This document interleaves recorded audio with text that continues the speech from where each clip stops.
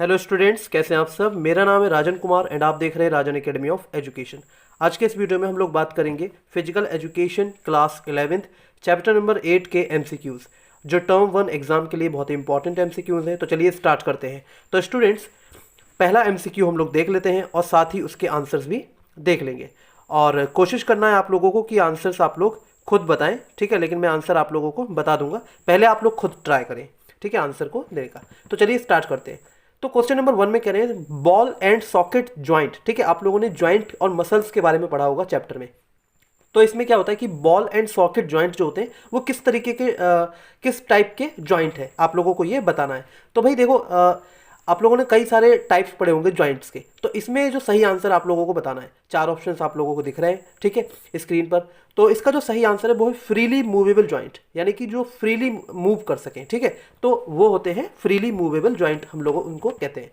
तो इसमें ball and socket joint जो है वो इसी टाइप के ज्वाइंट है। यानी कि अगर पूछता है कि जो बॉल एंड सॉकेट ज्वाइंट है वो किस तरीके के ज्वाइंट है। अब बात कर लेते हैं क्वेश्चन नंबर 2 की, ठीक है। तो आप लोगों को क्वेश्चन नंबर 1 का आंसर पता चल गया होगा, freely movable joint. Option number A is the correct answer. Question number 2 देख लेते हैं। क्वेश्चन नंबर 2 में कह रहे हैं hinge and pivot joints are the type of dash, यानी कि जो हिंज एंड पाइवट ज्वाइंट्स हैं वो भी क्या है, वो भी फ्रीली मूवेबल ज्वाइंट है, ठीक है। इनका आंसर सेम है, क्वेश्चन नंबर 1 और क्वेश्चन नंबर 2 का आंसर सेम है, फ्रीली मूवेबल ज्वाइंट इसका सही आंसर है। तो ऑप्शन नंबर ए आप लोग देख सकते हैं, यानी कि जो फ्रीली मूव कर सके, ठीक है। तो हिंज एंड पाइवट ज्वाइंट्स और बॉल एंड सॉकेट ज्वाइंट्स, ठीक है। क्वेश्चन नंबर 1 जो आप लोगों ने आंसर देखा था, ठीक है, फ्रीली मूवेबल ज्वाइंट। और क्वेश्चन नंबर 2 जो हम लोग इस वक्त पढ़ रहे हैं, हिंज एंड पाइवट ज्वाइंट, ठीक है। ये भी किस तरीके के ज्वाइंट्स हैं, ये भी फ्रीली मूव कर सकते हैं ये वाले ज्वाइंट, ठीक है। आप लोग इमेज में देख लीजिएगा अपनी पुस्तक में, ठीक है। बुक में आप लोगों को इसकी इमेज भी दी गई होंगी, ठीक है। मैंने इसमें इस वीडियो में इमेजेस नहीं, ठीक है, इसमें इमेजेस का इस्तेमाल नहीं किया है। तो आप लोग प्लीज़ अपनी जो भी एकेडमी की बुक है आपकी, या जो भी आपके पास टेक्स्ट बुक है उसमें देख लीजिएगा। चलिए अब बात करते हैं क्वेश्चन नंबर 3 की। क्वेश्चन नंबर 3 में कह रहे हैं डैश आर ज्वाइंट टुगेदर, यानी कि हमारे पास 4 ऑप्शंस दिए हैं। तो 4 ऑप्शंस में आप लोग पहले पढ़ लेते हैं ऑप्शंस। एक है फ्रीली मूवेबल ज्वाइंट, एक है इमूवेबल ज्वाइंट, एक है स्लाइटली मूवेबल ज्वाइंट, और फोर्थ ऑप्शन दिया है नन ऑफ दीज, यानी कि इनमें से कोई नहीं। तो इनमें से कौन सा ऑप्शन सही है कि कौन से ज्वाइंट ज्वाइन रहते हैं टुगेदर, ठीक है। इनमें से कौन से ज्वाइंट जो है वो ज्वाइन रहते हैं, यानी कि इकट्ठे रहते हैं एक साथ, ठीक, बंधे हुए होते हैं एक तरीके से। तो इनमें जो सही आंसर है वो आप लोगों को बताना है। तो 4 ऑप्शंस देख लिए आप लोगों ने, सही आंसर है इसमें बी ऑप्शन। आप लोग देखिए, इमूवेबल ज्वाइंट, यानी कि जो मूव ना कर सके ऐसा ज्वाइंट जो है वो ज्वाइन रहता है टुगेदर, ठीक है। अब बात कर लेते हैं नेक्स्ट क्वेश्चन की। तो अब फोर्थ क्वेश्चन आप लोग देखिए। फोर्थ क्वेश्चन में कह रहे हैं dash is the longest bone of our body, यानी कि जो सबसे लंबी हड्डी होती है हमारी बॉडी की, ठीक है, सबसे लंबी हड्डी, तो उसका नाम आप लोगों को बताना है। ये बहुत ही ईजी लेकिन बहुत इंपॉर्टेंट क्वेश्चन है। इजी मैं इसलिए कह रहा हूँ क्योंकि ज़्यादातर स्टूडेंट्स को इसका आंसर पता होता है, फिर भी अगर आप लोगों को नहीं पता है तो इस वीडियो में आप लोगों को पता चल जाएगा। तो इसका जो सही आंसर है वो है B option, femur. Femur is the longest bone of our body, ठीक है। Femur is the longest bone of our body, ठीक है। इसका प्रोनाउंसिएशन अलग अलग हो सकता है, कुछ लोग फेमर बोलते हैं, कुछ लोग फीमर बोलते हैं। तो बी ऑप्शन आप लोगों को यहाँ पे देख रहे हैं, ठीक है, उसको ध्यान रखना है। Femur is the longest bone of our body. अब बात करते हैं क्वेश्चन नंबर 5 की। तो क्वेश्चन नंबर 5 देखिए, bone of wrist is an example of, यानी कि जो बोन ऑफ रिस्ट यानी कि कलाई की जो हड्डी होती है वो किस तरीके की हड्डी होती है। क्या वो लार्ज बोन होती है, क्या वो लॉन्ग थिन बोन होती है, या सिस्मॉइड होती है, या फिर स्मॉल बोन। तो इसका जो बी ऑप्शन आप लोग देख रहे हैं, स्मॉल बोन, ठीक है, यानी कि छोटी हड्डी, ठीक है। तो रिस्ट जो बोन है, ठीक है, रिस्ट बोन जो है यानी कि बोन ऑफ रिस्ट है वो स्मॉल बोन में आती है। अब बात करते हैं क्वेश्चन नंबर 6 की, ठीक है। तो 5th का आप लोगों को आंसर पता चल गया, ये है स्मॉल बोन।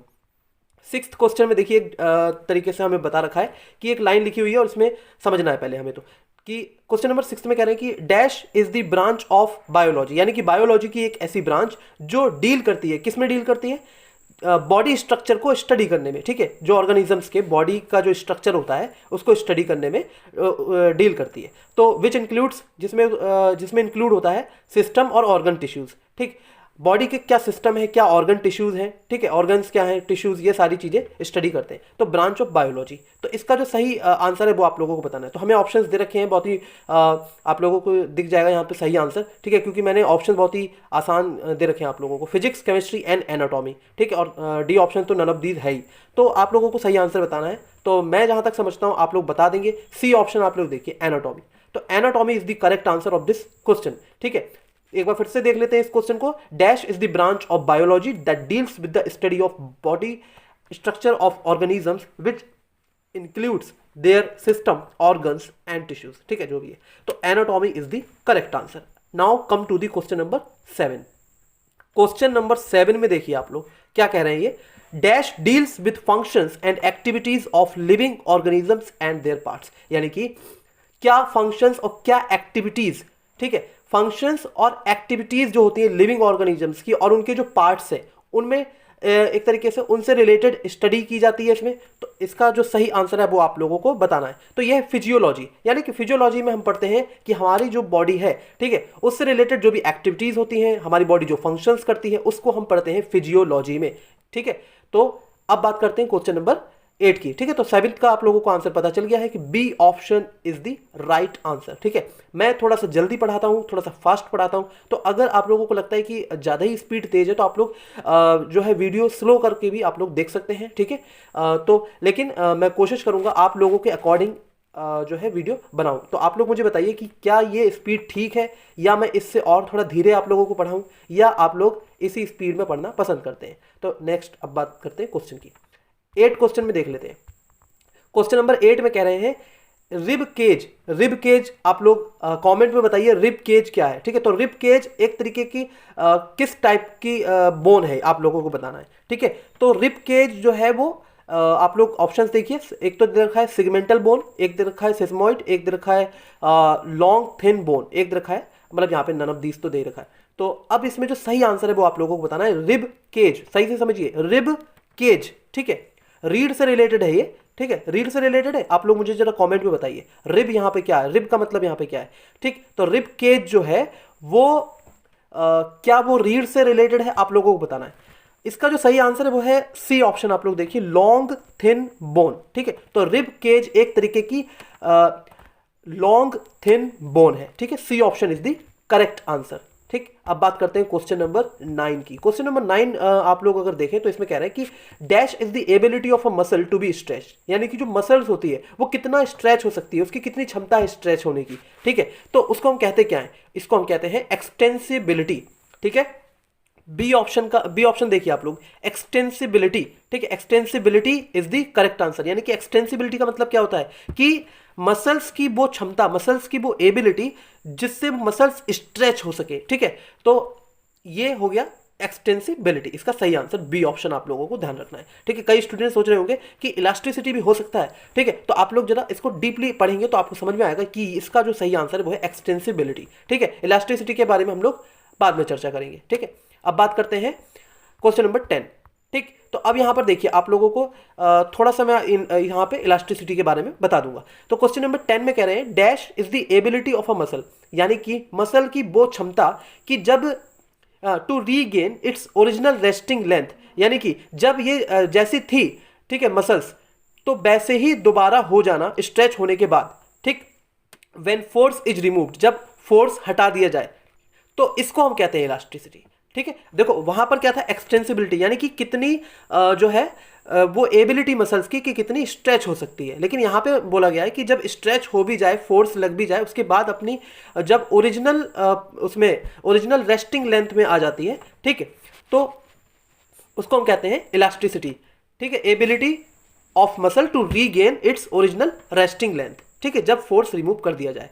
तो स्टूडेंट्स ये हैं 10 क्वेश्चंस। तो 10th का आंसर आप लोगों को पता लग गया है कि सी ऑप्शन, ठीक है, C option is the correct answer, elasticity. So students एक बार मैं यहाँ पे आप लोगों को बता देता हूँ कि ये जो आंसर्स हैं मैंने ऑलरेडी यहाँ पे लास्ट पेज में लिख भी रखे हैं, वीडियो के लास्ट में आप लोगों को आंसर मिल जाएंगे, ठीक है। आप लोग यहाँ से भी देख सकते हैं आंसर्स। और वैसे मैंने पूरी कोशिश की आप लोगों को इस वीडियो में जो 10 क्वेश्चंस है ठीक है, इस चैप्टर के अच्छे से समझाने की। तो स्टूडेंट्स, आई होप आप लोगों को ये वीडियो पसंद आया होगा। सो प्लीज़, अगर आप लोगों को ये वीडियो वैल्यूएबल लगा है, पसंद आया, तो प्लीज़ लाइक कीजिए, शेयर कीजिए एंड कमेंट कीजिए। Thank you so much for watching this video. Thank you.